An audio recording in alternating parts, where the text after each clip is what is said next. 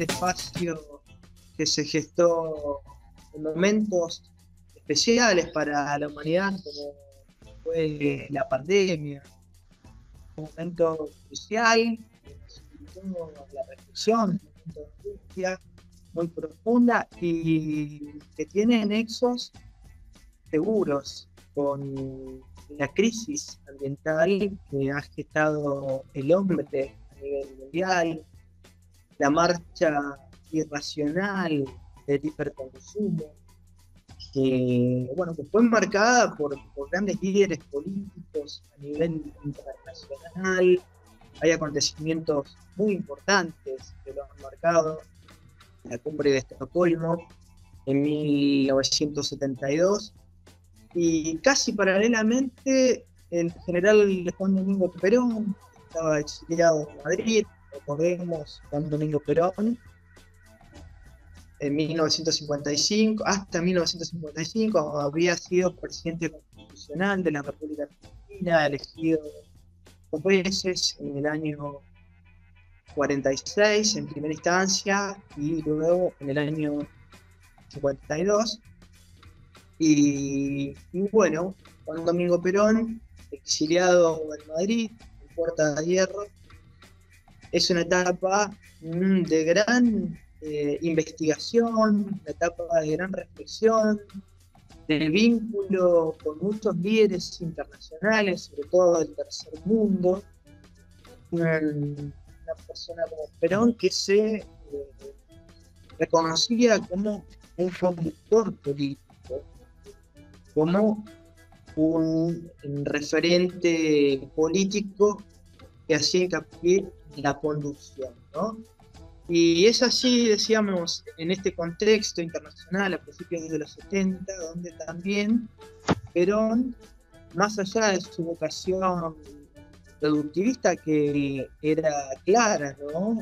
A través de los planes quinquenales, la idea, los objetivos del movimiento nacional justicialista, que era la liberación nacional, simplemente, principios como la justicia social, la independencia económica, la soberanía política.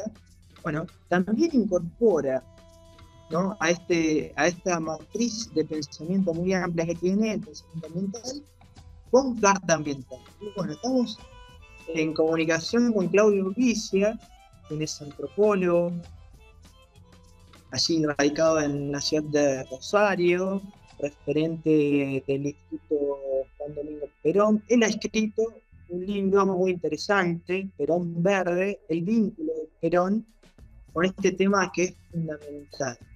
Así que vamos a charlar con él para desmenuzar el pensamiento verde, el pensamiento ecologista, que tiene que ver con el peronismo, seguramente, de Juan Domingo Perón. Claudio, ¿cómo estás? ¿Qué tal? Un gusto tomar contacto con vos y con la audiencia.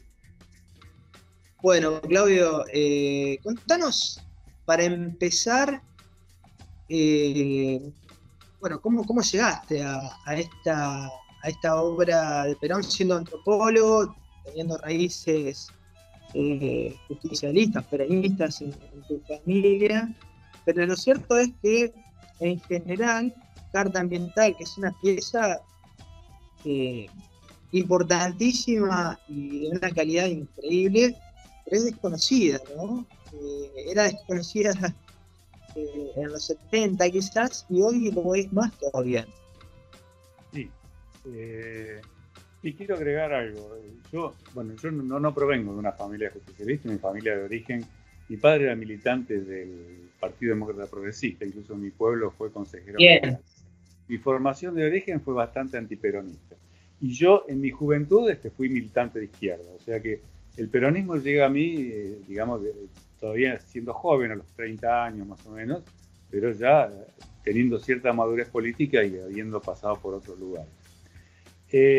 Yo soy, aparte de antropólogo social, hice una carrera de posgrado, que es una maestría en sistemas ambientales humanos, o sea que además de la formación política peronista, tengo una cierta formación ambiental y una práctica profesional, digamos, tanto desde el Estado como consultor. O sea, el ambientalismo tuve la oportunidad, digamos, de verlo de distintos lados, tanto desde la parte teórica como desde la acción estatal, como inclusive desde el trabajo de campo. Ahora bien, ¿cómo llego a esta cuestión? Es de un modo absolutamente accidental. Leyendo una nota periodística hace más de 10 años, justamente por el aniversario, en febrero del 2012 se cumplía el 40 aniversario del mensaje ambiental a los pueblos y gobiernos del mundo de Perón, y un periodista recientemente fallecido, Miguel Grinberg, que fue uno de los, digamos, precursores del ecologismo en la Argentina y también de la cultura rock, un pensador muy interesante, que fue uno de los fundadores de la Cofradía de la Luz Solar, donde pasaron por ahí muchos referentes del rock nacional, ¿no? Fue realmente una figura muy pintoresca, muy particular. Bueno, ahí publica una nota muy reducida, muy sintética, donde enumera los hallazgos y la trascendencia del pensamiento, del mensaje ambiental a los pueblos del gobierno del mundo, y donde de alguna manera crítica dice que el peronismo se ha olvidado de esto.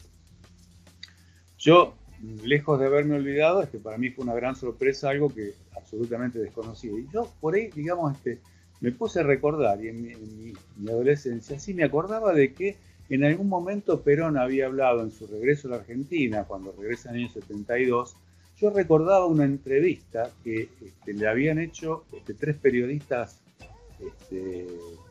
muy importantes de Argentina, Sergio Villarroel,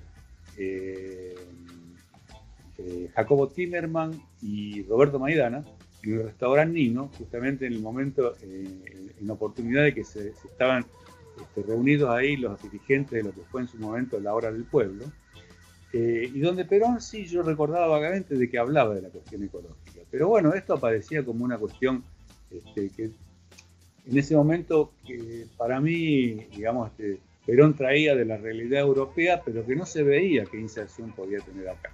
Yo después no volví a tener más noticias de este asunto. Y entonces, bueno, me puse a investigar un poco. Primero me interrogué de las razones, o sea, interpreté un poco mi ignorancia y además constaté, digamos, la falta, digamos, de referencia del pensamiento ambiental dentro de lo que es el justicialismo en su conjunto, dentro de lo que es la universidad, la formación universitaria, y dentro de lo que es la agenda política, o de lo que era hace 10 años, la agenda política argentina. Lo primero que constato es que Perón como autor no figura en la universidad. O sea, hay referencias al peronismo, pero siempre desde obras y desde visiones de otros autores. Y Perón no fue un autor menor. Las obras completas de Perón abarcan 28 volúmenes, y 28 tomos y 40 volúmenes. O sea, fue un pensador que escribió de filosofía, de política, de ecología, de conducción política, o sea, realmente una producción bastante importante. Hubo 3, digamos, presidentes argentinos que fueron escritores. Fueron Sarmiento, Mitre y Perón. La obra literaria de Sarmiento, digamos, nos es transmitida desde la escuela primaria. Todos sabemos la historia de Dominguito, de Facundo, que se llama Facundo, es una pieza para mí importante, una de las piezas magnas de la Argentina, más allá de su orientación política, ¿no?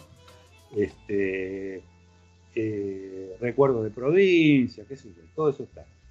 De Mitre ni hablar, porque tal vez no hayamos leído ninguno de nosotros una obra firmada por Mitre, pero la historiografía mitrista es la que inspiró y todavía inspira la formación de nuestros docentes y nuestra formación como alumnos. Tanto y es la escuela historiográfica dominante en la escuela primaria, secundaria y en la universidad, la escuela liberal. Mitre fue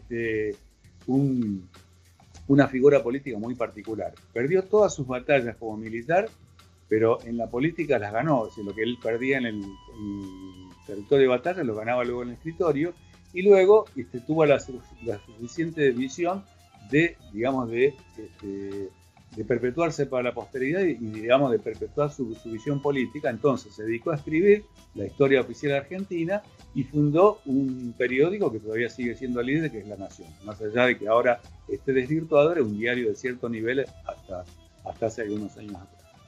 Bueno, todo esto, digamos, Perón, que es, yo digo, es el tercer presidente escritor, está totalmente ausente. Entonces, bueno, me puse yo un poco a buscar, digamos, ¿no? Lo primero que traté de hacer es ubicar el mensaje ambiental y, digamos, la visión ambiental, donde, digamos, yo no quisiera ahora hacer un resumen del contenido. Me interesaría más que nada a quienes me escuchan que hagan el esfuerzo de leerlo. El texto está online, es un texto breve de no más de 10 o 11 páginas, de lectura fácil. Perón era muy didáctico en su escritura. Aparte tenía un estilo literario muy fácil de seguir, Y aparte, Claudio, aparte de esta cuestión de cómo estructuraba los textos, particularmente carta ambiental, ¿no? Porque tipo desarrollan la problemática y dice después, ¿qué hacer? No, es genial. Sí, sí. La parte ambiental tiene dos partes, tiene dos partes bien netas. Una es un diagnóstico, donde habla de la marcha suicida de la humanidad, que es necesario detenerla y reconciliar al hombre consigo mismo, bueno, que se manifiesta en la contaminación creciente de ríos y mares, en la contaminación del aire en las ciudades, la gran concentración humana en las grandes urbes, el deterioro y agotamiento del suelo. Ya habla del calentamiento climático, o sea, del cambio climático hace 50 años, donde esta problemática no se veía todavía. Habla de que, digamos, la humanidad parece dividida en dos especies distintas, porque, digamos, mientras en el mundo desarrollado hay, digamos, un desperdicio y justamente al tener las necesidades básicas satisfechas, la angustia y el tedio, digamos, están haciendo estragos en la juventud, con las adicciones y todo lo demás. Mientras que, digamos, hay millones de personas que apenas pueden subsistir. Entonces dice, si nosotros miramos a dos hombres de estas características, parecen de dos especies diferentes, ¿no? De especies biológicas diferentes. Y bueno, habla de otras cosas también, críticas, y por otro lado está en la parte de las propuestas que dice, bueno, ante todo hay que una necesidad de reconciliar a la humanidad consigo misma y con el ambiente, que es el soporte. Por otro lado, habla de una revolución mental que tiene que traducirse en los planes de estudio, donde se tome conciencia, digamos, justamente se tome un rol activo las actuales y futuras generaciones en el cuidado de la naturaleza. Dice que y plantea también de que fundamentalmente de que no puede haber el cuidado del ambiente sin justicia social. Y concluye en un párrafo dedicado a los países del tercer mundo, donde dice de que en nuestros países el problema ambiental no es lo fundamental, ni siquiera es una cuestión crítica. Lo que nosotros sufrimos es la falta de justicia social y de participación popular en la conducción de nuestros destinos. Bueno, por supuesto que es mucho más rico que este resumen apurado que yo estoy haciendo, por eso vuelvo a invitar a quienes escuchan a que lo lean, porque es una lectura muy amena y que les va a resultar de gran utilidad. Y además impresiona por su actualidad, o sea, yo di recién el ejemplo del cambio climático. Uno lo lee, si lo saca de contexto. Yo hice con mis alumnos universitarios una vez un ejercicio, le leí un párrafo cuando habla de la marcha suicida de la humanidad, les pedí que me identificaran el autor, ¿no? La mayoría no, hubo dos o tres que dijeron que no sabían, qué sé yo, y uno dice, es el Papa Francisco, porque bueno, recientemente había sido publicada la encíclica Laudato Si. Yo dije, no, es Perón. Bueno, todos estaban absolutamente sorprendidos. Alumnos de cuarto año de antropología, ¿no? O sea, bueno, está bien, no soy el único que desconoce esto, ¿no? Y bueno, entonces yo, digamos, cuando una vez que tomo conocimiento y lo estudio profundamente el mensaje ambiental, trato de, primero, ver cómo se inscribe dentro de lo que es la doctrina peronista, ¿no? La doctrina justicialista. Que, digamos, a los efectos analíticos podemos distinguir entre lo que son los principios y la doctrina propiamente dicha. Los principios, como sabemos, son soberanía política, independencia económica y justicia social. Eso no cambia, porque digamos, es justamente lo trascendente del pensamiento justicialista, que tiene que ver con los objetivos que son la grandeza nacional y la felicidad del pueblo. Y la doctrina propiamente dicha, que es la adecuación, digamos, la adaptación de la estrategia política con una base teórica sólida a las condiciones cambiantes del mundo actual. Entonces, la doctrina es lo que, de alguna manera, el propio movimiento tiene que ir cambiando para ir adaptando la conducción a las circunstancias cambiantes del mundo. Entonces, claramente... De hecho, perdón, Claudio, de hecho, cuando él estaba, así mencionábamos su estancia en Madrid, ¿no? Como exiliado, de hecho, en 1971, Octavio Getino y Pino Solanas van a Madrid para realizar la afirmación de actualización política y doctrinaria para la toma del poder. Es un documento histórico porque ahí está en un momento donde es muy difícil la comunicación, ¿no? Pensemos que no había celulares, no había redes sociales, los teléfonos no se usaban mucho para comunicarse por esta cuestión de los servicios de inteligencia. Entonces, toda la comunicación no era era el epistolar, o era a través de los dirigentes que eran designados por la comisión política, o era grabaciones de vinilos. Y este documento es una actualización que se da en 1971, casi pegada a la Carta Ambiental, que es otra forma de actualización doctrinaria, ¿no? Sí. Sí, bueno, lo que se mandaban eran los famosos cassettes. Claro, eso. La resistencia se reunían clandestinamente para escuchar y para difundir. Sí, fue muy importante este documento fílmico. Ahí es una de las síntesis más importantes de la actualización doctrinaria de Perón. Entonces, bueno, lo que yo decía, digamos, la visión ecológica de Perón forma parte de la actualización doctrinaria.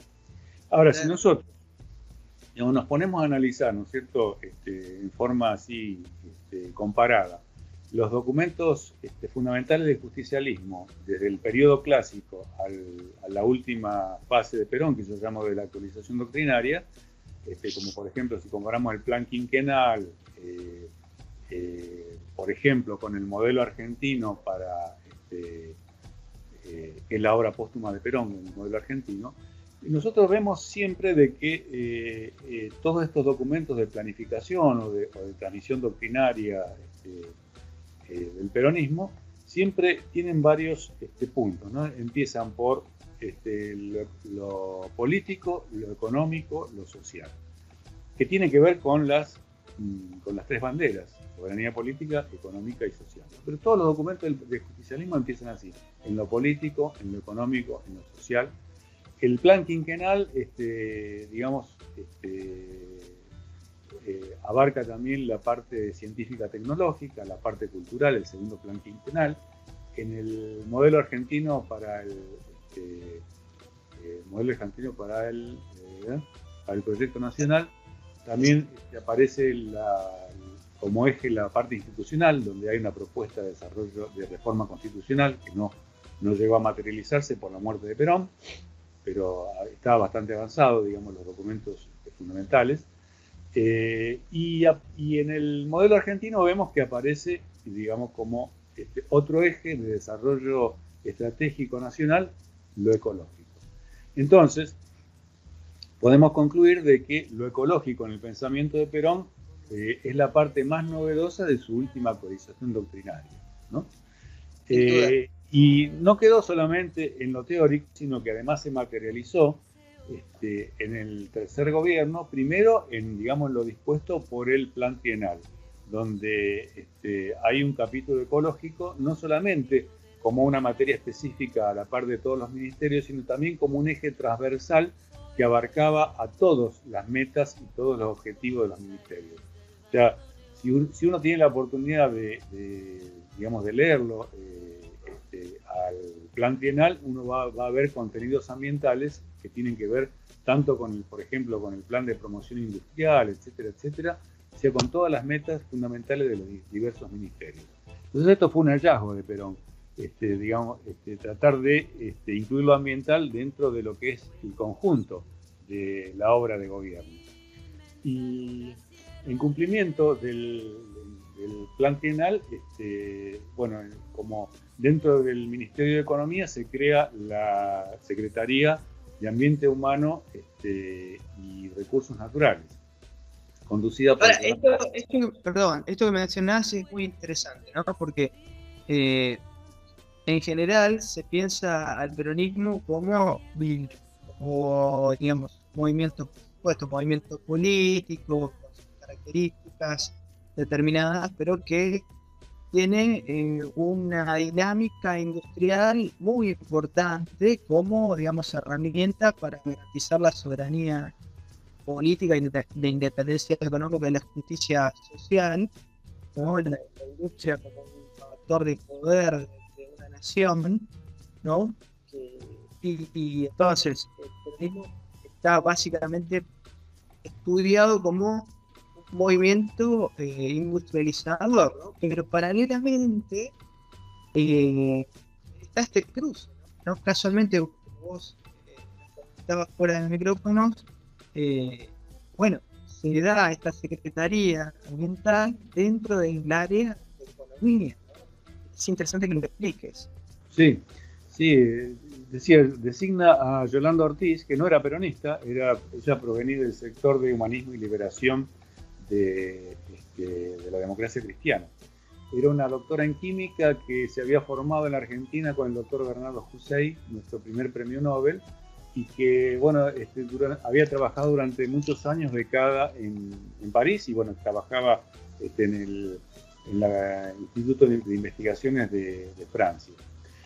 Entonces, bueno, la manda, o sea, le pide que vuelva a la Argentina con una visión bastante avanzada de lo que se estaba produciendo en los países centrales europeos, y la designa, crea bajo la órbita, como decía recién, del Ministerio de Economía. Recordemos de que José Gelbar era una especie de superministro para el tercer gobierno de Perón. Tenía dos pilares políticos, José Gelbar y José Ignacio Rucci, en lo que era el desarrollo de su proyecto político, y en el pacto social, que fue la herramienta fundamental que le daba sostén. Y con una cuota importante de poder, porque la Secretaría de Recursos Naturales y Ambiente Humano absorbe a las anteriores Secretaría de Minería, a la Secretaría de Recursos Hídricos y la Secretaría de Recursos Renovables. Esto, para darnos una idea de la trascendencia actual, sería, digamos, de que no se autoriza ningún emprendimiento minero si no tiene la aptitud ambiental, lo que hoy llamamos la evaluación de impacto ambiental aprobada. O, por ejemplo, no se podía producir ninguna alteración o ninguna intervención sobre un curso de agua si no estaba el estudio ambiental previo. Esto, que tal vez es una idea moderna y que ahora no nos sorprende, sí era totalmente revolucionario allá por los años 70, los primeros años 70. Entonces, además implicaba, en la práctica, implicaba de que todo proyecto económico y toda resolución del Ministerio de Economía que salía aprobada, ya estaba, digamos, con el estudio ambiental previo y con la aptitud ambiental previa contemplada. Y en todo caso, con los impactos ambientales minimizados y compensados. Cosa que todavía hoy no logramos, porque hoy digamos, tenemos que, vemos la intervención de la Secretaría de Ambiente que se da en contraposición con los intereses políticos de las administraciones provinciales o de otros ministerios nacionales. El ministerio, fue un avance la creación del Ministerio de Ambiente, pero de alguna manera el Ministerio de Ambiente como un ámbito específico, sin una correlación de planificación con los otros ministerios, de alguna manera sigue siendo una agencia que actúa por separado y que con potenciales contraposiciones con las prácticas derivadas de la acción de los otros ministerios. Entonces, bueno, tenía esta concepción bastante interesante. Otra parte, digamos, del estudio que yo hice es decir, bueno, ¿de dónde viene esta idea de lo ambiental en Perón? Entonces hice un recorrido biográfico dentro de lo cual, digamos, es fundamental remontarse a los orígenes mismos biológicos de Perón. Nosotros sabemos, a través de la obra del Hipólito Barreiro, que fue médico personal de Perón, que Perón tenía una ascendencia aborigen. O sea, Perón era mestizo. Tenía ascendencia aborigen por parte de madre, de partida doble, porque su abuelo materno era de origen Colla y su abuela materna era de origen tehuelche. Su bisabuela había sido cautiva de los tehuelches. Entonces de ahí viene el nacimiento de la abuela y, bueno, de alguna manera esta, digamos, esta raíz indígena que Perón reconoció con orgullo, pero que tuvo que ocultar para poder ingresar al ejército.